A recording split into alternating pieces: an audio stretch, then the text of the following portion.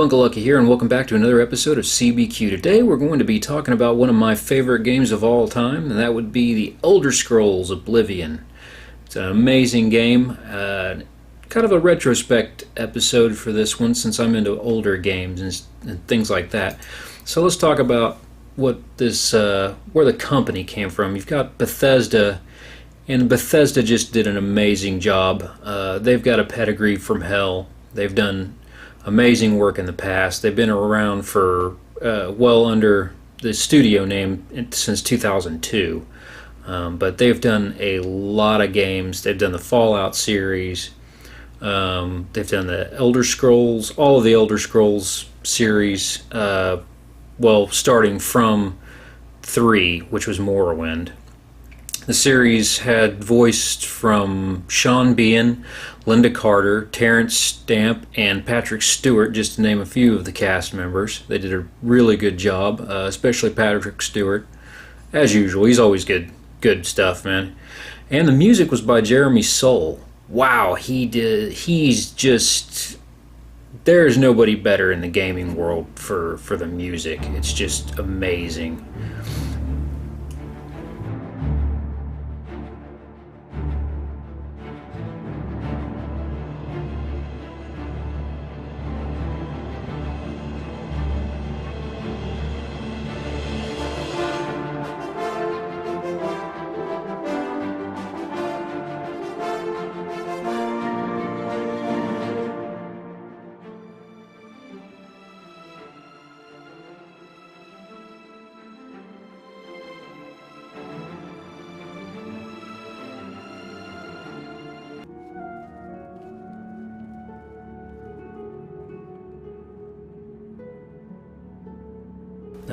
When you hit the B button and it goes into your inventory, it gives you everything. It gives you your map, your health, your leveling up, tells you all of the gear that you've got, everything that you carry.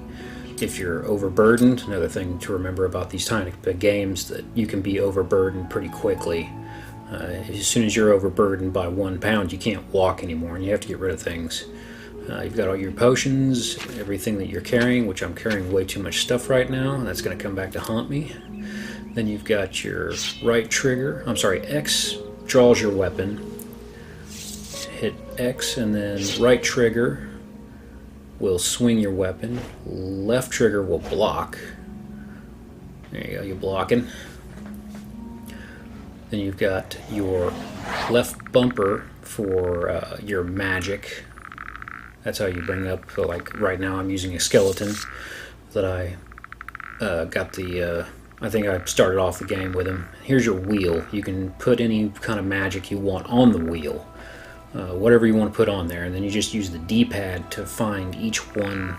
It's a little bit tricky. I mean, unless you're going left, right, up, down, trying to catch the ones in the corners is always a little bit difficult in the middle of a battle, but, you know, this is the spell that allows me to see in the dark. You know, it's got a lot of things to it. There's a lot of parts to this game that are really good. It's really stellar the way they worked it. So, I mean, this game came out in 2006. I think it still stands up to this day. It really does.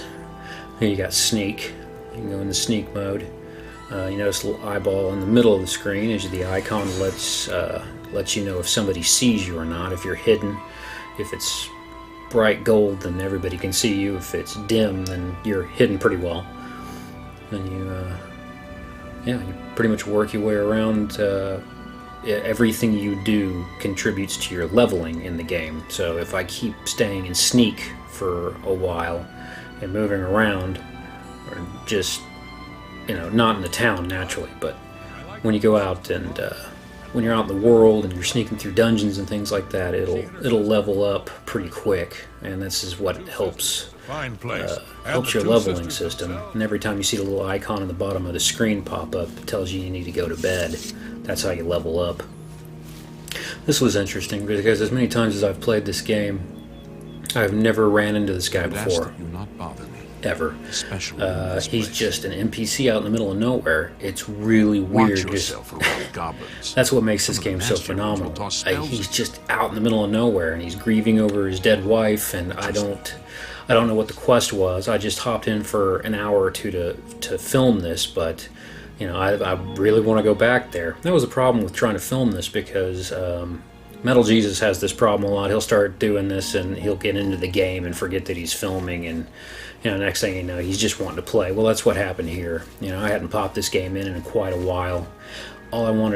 Next thing I know, all I want to do is play it. I wasn't even worried about recording. I've recorded way too much stuff, and it kind of got out of control because this game is just that good. It didn't stand the test of time as far as all of the look of the game. It really didn't. There's parts of it that are, if I'm really honest with myself, it's really, really ugly. It's just, there are some ugly parts of the game, I gotta admit that, but,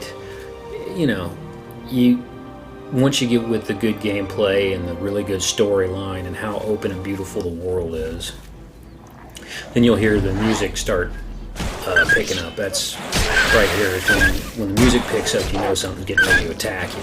So, since I'm playing a kind of a weak little mage here and he's early level, I'm always going to drop a skeleton to try and take the brunt of the blow of anything that's coming at me. So that's my play style. But look at this. You're out in the middle of nowhere just running around, and here's a dungeon. These guys thought of so many different ways to make this game beautiful and just immersive. And that's the thing. Immersive. That's everything about this game, is you can sink hundreds of hours into this. So I'm just hopping along and I find a dungeon out of the middle of nowhere. I don't know what's in it. I don't know the story here or what's going on inside of it. Do a little potion of night eye there, or I'm sorry, it's a spell that I got pretty early. So you can use this so you can see in the dark. And then, ooh, it's a trap. I didn't even see it coming. That's bad on me. That's a first. I've never been caught that bad off guard. Like I said, it's been a while since I've played. I was having a lot of fun here, though. I just decided to go dungeon dive. Like I said, there's no story or purpose here until you figure out what's going on later. And sometimes you don't even figure out what's going on. You never know what you're going to run into. If you haven't gotten a quest to go in this dungeon or whatever, you might just happen upon somebody who's just trying to kill you, and then, that'd be it. You wouldn't have actually known the entire story. So I'll go in here a little ways, and I'll end up cutting this part of it off. Like I said, I had to capture an hour or two of this, and I just got way too wrapped up in it. Here we are. We're out in the woods again. We're out in the world. I died in that dungeon, by the way. Something big and bad is down in there, and it took me out really quick, because I'm only like a level 2 here, I think. Here you'll find this. I found this cave. Funny name for this cave, though. I think it's like, Goblin Jim's Cave. Not a clue what that means. I didn't get all the way through the dungeon, so I'm imagining there's a goblin in there named Jim. I have no idea. Like I said, filming this, I had to stop at some point, so I think I called it a day after the end of this part of the dungeon. But there's another door. You'll probably see it in a little bit that leads into other places. It's just another one of those huge dungeon crawls that make this game so amazing. But a couple of problems I had in this dungeon was the fact that I told you earlier I didn't get rid of all my gear. I picked up a whole bunch of stuff and ended up being over encumbered quite a few times in here. So it was it was a nightmare, but it's a lot of fun. That's the thing about this game. Bethesda took such great care to make this game. There was so much going on in this game. It's a toss-up as far as which one's the best in the series. Morrowind, which came before this one, or Oblivion. Like I said, they're starting to show their age pretty well. It didn't hold up as good as I think it was supposed to, but I'll tell you the truth. This game is the reason that I bought an Xbox 360 in the first place. I remember, I mean, it's like yesterday. I found a game magazine. I think I had a PS2 at the time. I had game magazines coming in through subscription, and they were talking about the next amazing game to come out in this series. And I hadn't played anything before this one from the Elder Scrolls series, and I saw the artwork and they showed screenshots in this magazine, and I was absolutely floored.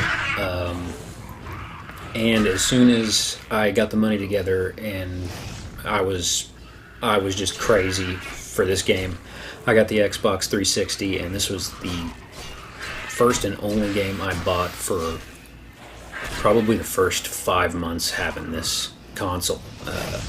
That's how amazing it is. It was that in depth. It was that deep, and I have maybe 3 versions of this for the 360. I think they had a Game of the Year, and then they had the original. They had the expansions and all that stuff. I've got all those discs for this. That's pretty impressive for a video game like this. It really is. It's pretty amazing. Again, the story with so much going on with the story, and I think one of the problems that a lot of us have playing this game is that we never went straight through. You started playing, and it sends you on this mission. You're supposed to do this and that. Here I am. I've been way too long since I had to lockpick anything, and again, just watching myself here lockpicking is like completely go off track and that's how this game works. You go off the rails.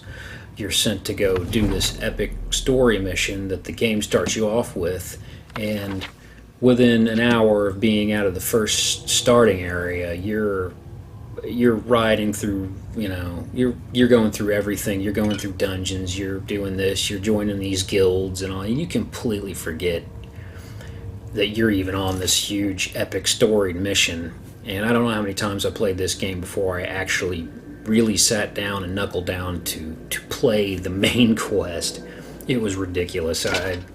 I must have sank 200 hours into this game before I actually went back and went, I guess I should start doing the main story quest now. And at that point, you just kind of, after you get to a certain level, there's not really much you have to worry about anymore in the game. There's not much that's going to get in your way. But it's quite an epic ride. I don't think Skyrim, as beautiful as Skyrim was when it launched, I don't think it had the impact. I don't know. There was just something missing from Skyrim that Oblivion just completely encompasses. That's the funny part. Now they're getting ready to relaunch Skyrim with better graphics and all this stuff, and that's fine. So another thing I love about this game is how easy it is to just stop, hit the start button, and save. That's a good game right there. You can just save anywhere. Now I rate these games, how they are. We have loot, questing, crafting, just everything that you need. This is how I rate games on how good of a real sturdy RPG they are. You look at these check marks, and this game has every single one. For me personally, this is my checklist for RPGs. If you have at least four of these checks on a list, then you've got a decent RPG. If you've got all of them, then you have an epic RPG. And that is what this game is. Absolutely epic.